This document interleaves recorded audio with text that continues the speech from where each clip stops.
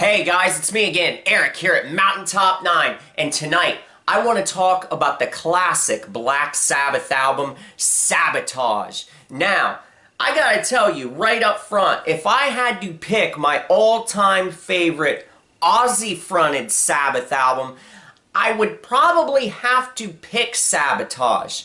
And I mean, I really probably would overall have to say that Sabotage is the Ozzy lineup of Black Sabbath. It is the Ozzy-fronted masterpiece. And the thing that I love about it is when you hear those opening moments of Hole in the Sky, it sounds like you're right there in the fucking recording studio, right there in the room as Sabbath is recording, as they're playing this song. It just has this really gritty live feeling to it. And Tony Iommi's guitar tone, I don't know how else to describe it other than to say that it's very raunchy sounding and very high end. And yeah, this album just has a live sound to it to me. It sounds very, even in the moments where, you know, there's more orchestration going on and you can tell that there are layers and textures, it just still has a smack you right between the eyes, aggressive feel to it. And the reason for that is during the time that the band was recording this album, they were going through personal hell.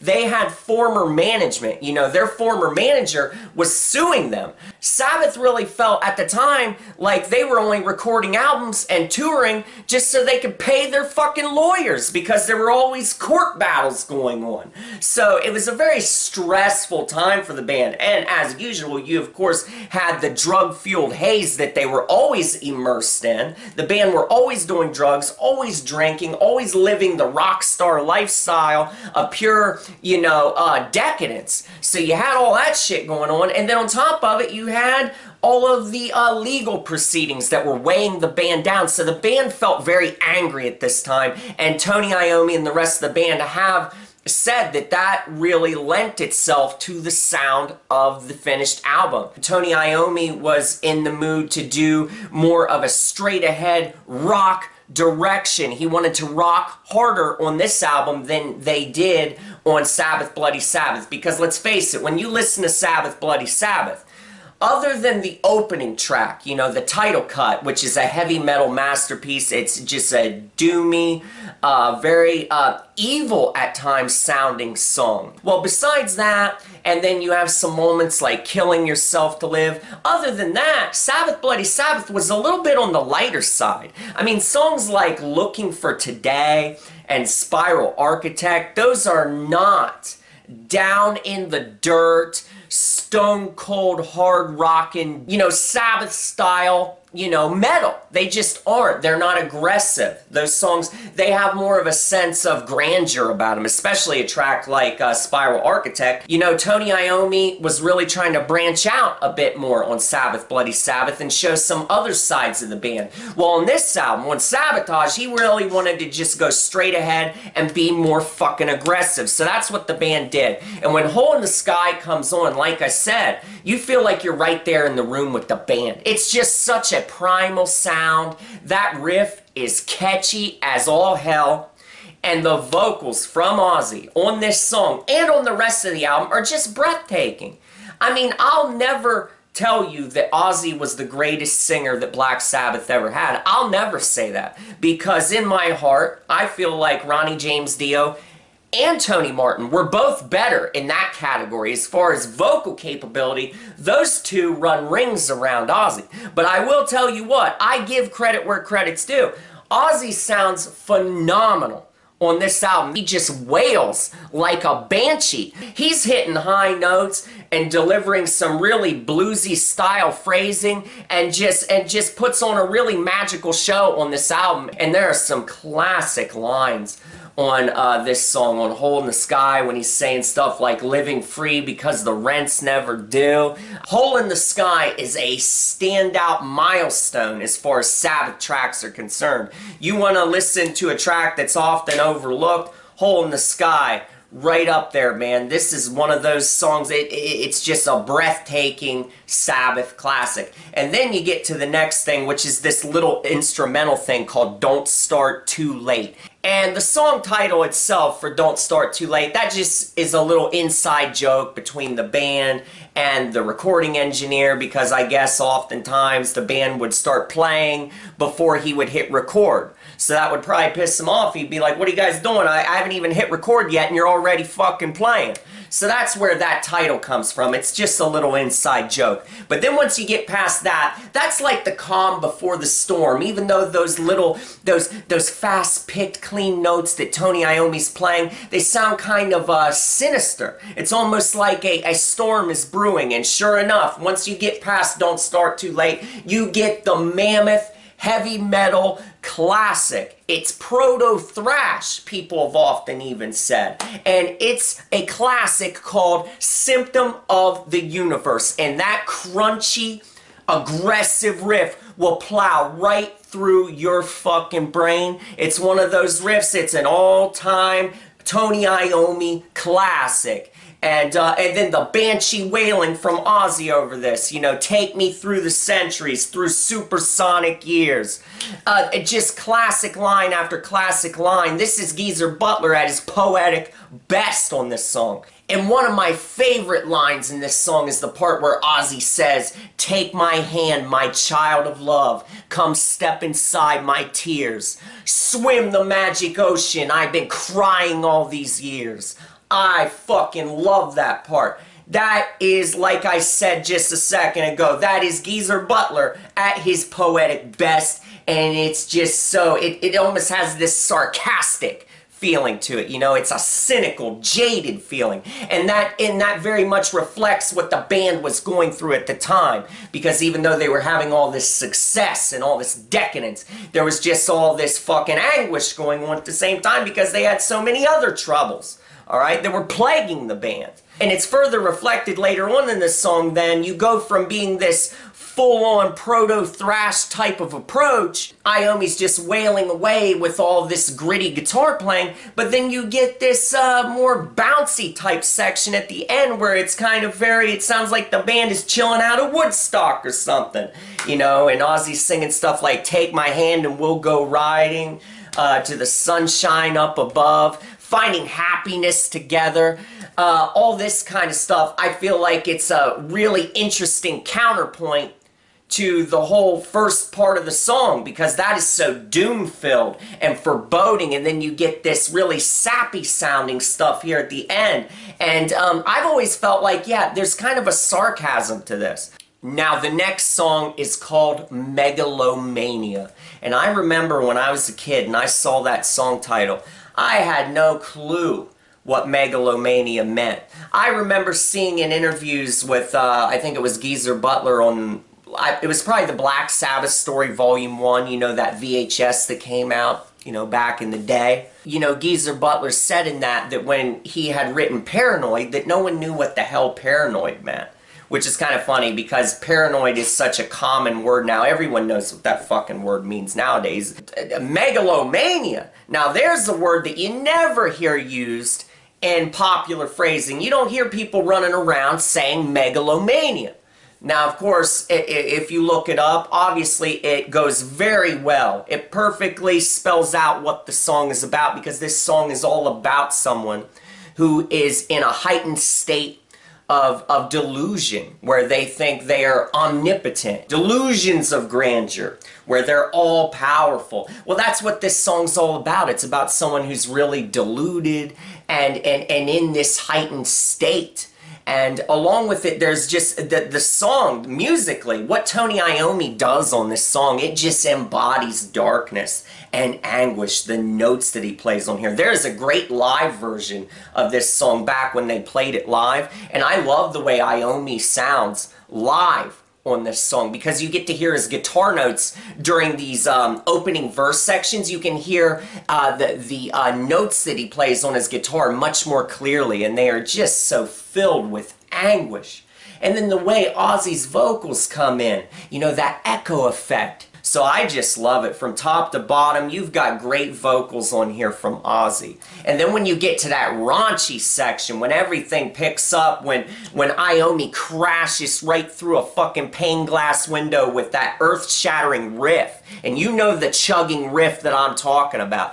Ozzy's voice picks up again and starts doing that banshee-style singing, where he sounds like he's gonna go off the rails, but he stays right in fucking key. You got Ozzy doing those things like where he says, "Sting me," and then later on in the song he says, "Suck me." And yeah, man, what an atmospheric song. Above all else, Megalomania, even though it's a hard-charging, rocking song in parts, this is progressive Black Sabbath when you think about it, man, because it weaves through so many different sections and it all boils together, and I think it's really a masterpiece of atmosphere. And another funny thing about Megalomania is that when I was a kid, you know, when I was 10, 11 years old, and I was heavily into Black Sabbath, and I was listening to all these old, you know, tapes for the first time, when I would listen to a track like Megalomania, I didn't have any fucking clue what it was about. I didn't have the sense of what the lyrics were truly about yet. I was too young to really understand a lot of the themes that were going on. So when I listened to a song like Megalomania, I was assuming that Ozzy was singing about Satan. I was assuming that he was trying to set his soul free from Satan, that he had done some kind of deal with the devil, and he was fighting to be free from Satan's clutches. You know, that's kind of what I built up about it in my 10-year-old mind when I was listening to this song. I've already talked about this in other videos. One of the things that drew me to Black Sabbath when I was a kid, besides the music itself, the one thing that heightened it for me and made it even more cool was everybody saying that Black Sabbath were evil and that there were evil messages in the music and this, that, and the other thing. That to me just made everything even more cool. You know, at the end you can hear like there's all kinds of texture and voices and shit going on that's mixed in the tapestry of the song. And I used to try to listen at the end of Megalomania to see if there were any hidden whispers, like little satanic messages or shit like that. I know that sounds fucking goofy, but I was 10 years old, alright? But anyway, moving along, the next track on this album is called The Thrill of It All. And Thrill of It All, for me, goes hand in hand with Hole in the Sky. It's another song where you feel like you're rocking out with the band right there in the studio as they're recording it. It just has this live, primal feel to it. You know, you just feel like you're rocking out with the band when you listen to this track. And Tony Iommi is just spinning out some classic riffage in this song. And then halfway through the song, though, it really kind of takes flight. Like I said earlier when I was talking about Megalomania, it kind of has a progressive sound for Black Sabbath. Just the way the pace picks up and it seems like the band's just flying off into the stratosphere. And the lead guitar from Tony Iommi on this song, it's just beautiful. It just sounds like it's flying right out of the speaker, right at you. I love Tony's guitar playing all over this album. He just had a really high register tone on this album. So The Thrill of It All, great song, great lyrics, great riffing. You can't go wrong. But the next song, Super Czar, alright? This song right here, I feel like this is Tony Iommi going off the rails a little bit. Now, one thing I want to say is I am very much in favor, almost 99% of the time, with everything that Tony decides to do in Black Sabbath. You know? It's his fucking band, and his vision is usually right on the mark. And as far as like albums like Technical Ecstasy and Never Say Die are concerned, I love all the experimentation and stuff that Tony wants to do on these albums. It's excellent stuff. But I feel he went wrong with this track, Super Czar. I just feel like it misses the mark. Even though it's trying to be operatic and they bring in this choir to sing in the background beneath his riffing, I just feel like it doesn't gel, and this song is just kind of annoying and redundant. It goes on a bit too long, it overstays its welcome, and that choir in the background really gets on my fucking nerves. But this track just doesn't do it for me. It's a case where I feel like Tony had good intentions. He wanted to do something different, branch out, show yet another side of Sabbath, but this one just misses the mark for me. Now, the next track is Am I Going Insane? Radio. And this is another Ozzy contribution. You know, Ozzy had a synthesizer at the time, alright? He came up, of course, with Who Are You? You know, the song from Sabbath, Bloody Sabbath. Well, this is another Ozzy song here, according to what I've read in the Sabbath books. Ozzy came up with the music to this, I guess, or at least some of it, and it was his idea. And I gotta tell you, I'm not a big fan of Am I Going Insane? Alright? I think that the vocal phrasing on this fucking song, I think the vocal phrasing is obnoxious. When Ozzy sings like, feeling paranoid inside. But luckily, once you get past the bullshit of Am I Going Insane, once you get past that, you get to another great track, and that track is called The Writ. And guess what? Even though, you know, it's common knowledge that Geezer wrote most of the lyrics to the Black Sabbath tracks during the Ozzy years, well, guess what? The Writ, it's one of the, you know, few songs where Ozzy actually wrote the goddamn lyrics. Ozzy came up with all the words to The Writ, and he did a damn fine job. This song is a pure outburst, just this pure rage fest where Ozzy is just raging about all the bullshit, all the legal troubles that the band is dealing with. Ozzy just goes off. Like I said, it's just full-on rage. The riffing beneath that Tony is churning out is just pot-boiling, heavy, distorted, fuzzy rock. I mean, it just pounds you into oblivion, drags you through the gravel. But then, hey, guess what, guys? This is Sabotage. So you're not just going to get clobbered over the head by pummeling riffage. Sabotage takes not only the heavy riffing and anger and rage, but it's always wedded to some lighter shades, to parts with clean notes, to parts with mournful singing, and other textured instrumentation. And The Writ does that. Just like Megalomania and just like The Thrill of It All, The Writ has these great parts where it just goes off in another direction. You're like, holy shit. It is so awesome how Sabbath are just stringing along these sections together in such a seamless way. And Ozzy's singing during those sections where he's saying, you know, you might just think the words are wrong and everything is going to work out fine. When Ozzy is singing those sections, he just sounds so mournful, and his voice is just filled with such passion and raw emotion. It just sends the song off in such a great direction. And I'll tell you what, Sabotage, I don't feel like this album is underrated at all. It seems amongst the hardcore Sabbath fans, everyone is pretty much in agreement that even if this isn't necessarily maybe your favorite Ozzy fronted Sabbath album, you still have to agree that out of the Ozzy fronted years, Sabotage is just a landmark album. It's just such a masterpiece. It's a standout piece of work because it has all of the great elements that had come into play that, you know, Tony Iommi was striving to not only have the heavy rock approach, but he also wanted to go off and have more of a more instrumentation in there and more textures and more sounds and just make Sabbath sound so much fuller and more rich. And I think that Sabotage is able to balance both of those elements in a wonderful way, in a better way than Sabbath Bloody Sabbath did. I feel like Sabbath Bloody Sabbath is a little bit too light, okay, for the most part. Whereas Sabotage really hits you aggressively from start to finish, but it manages to mix in lighter shades and bouncy moments and free-flowing moments. I feel like Sabbath Bloody Sabbath missed the mark with that because it would go off in directions where entire songs were just way too light and there wasn't enough of that stripped-down rock approach still present. Sabotage manages to blend it all in a great way. Even a song like National Acrobat, even though it does have classic riffing, the tone to it, the tone of the riffing, isn't raunchy enough on that song. You know what I mean? If a song like a National Acrobat was on Sabotage, it'd be heavier. There'd be more anger in it. The riffing would be more, the tone of it would sound more intense and more skin lacerating, you know what I mean? So Sabotage, it ups the anger quotient, and I feel like it just has all the elements you could ever want in a Black Sabbath album. Almost perfection. If you overlook, you know, moments like Superstar and Am I Going Insane, just overlook those parts, this album is just at the top of the heap, man. A great, great fucking album. And also, I want to tell you, the album cover to Sabotage, I always loved it when I was a kid. And I still do to this day. I think it's a great album cover. The only thing I don't like about it is how Bill Ward is wearing those red tights.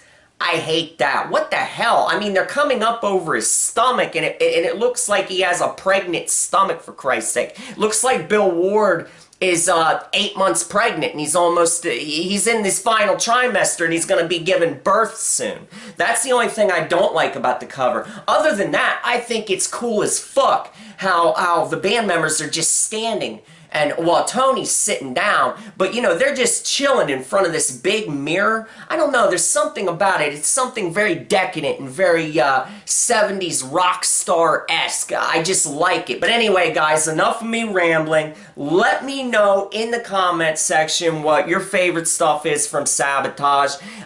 If I had to pick just one song off this album as my favorite, because I'm not going to do 3 or anything because there aren't too many tracks on here to begin with. I'm just going to pick one. If I had to pick one song as like the fucking cream of the crop of this album, and it's super hard to do, but I'm going to do it anyway, I'll go with Megalomania. Alright? You let me know in the comments if you had to pick just one from this magical beast of an album. What's your one favorite track? And, yeah, that's about all I have to say in this review, guys. I hope you liked it. And guess what? I'll be seeing you again real soon.